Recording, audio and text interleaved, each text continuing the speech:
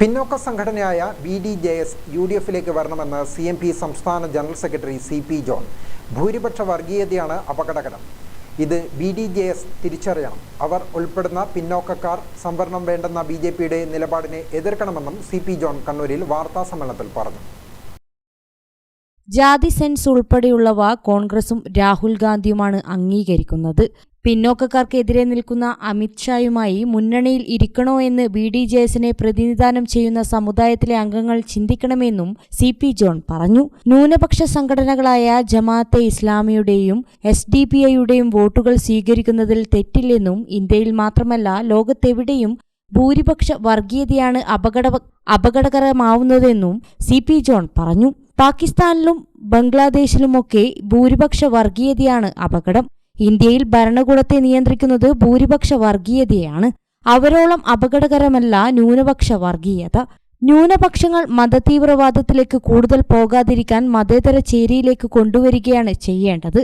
ഈ അർത്ഥത്തിലാണ് ജമാഅത്തെ ഇസ്ലാമിയുടെയും SDPയുടെയും പിന്തുണ തേടുന്നതിൽ തെറ്റില്ലെന്ന് CMP പറയുന്നതെന്നും CP ജോൺ വ്യക്തമാക്കി.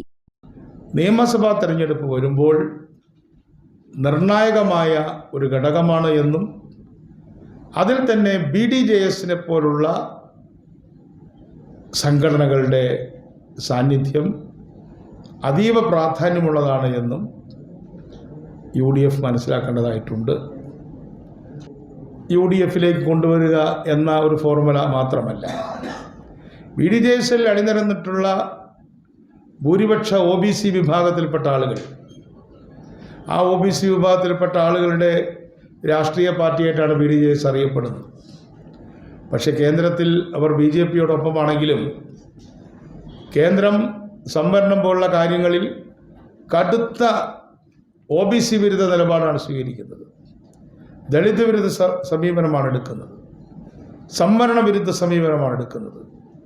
അതുകൊണ്ട് അത്തരം വിഷയങ്ങളിൽ ഇപ്പോൾ കാസ്റ്റ് സെൻസസ് പോലുള്ള കാര്യങ്ങൾ രാഹുൽ ഗാന്ധിയും കോൺഗ്രസും ഖാർഗെയും BJP ശക്തിയുള്ള സ്ഥലങ്ങളിൽ UDFന് ക്ഷീണം സംഭവിക്കുകയും ചെയ്തിട്ടുണ്ട്. ചേലക്കരയിൽ CPM ജയിച്ചത് BJP 30,000-ൽ പരം വോട്ടുകൾ പിടിച്ചതുകൊണ്ടാണെന്നും CP ജോൺ പറഞ്ഞു.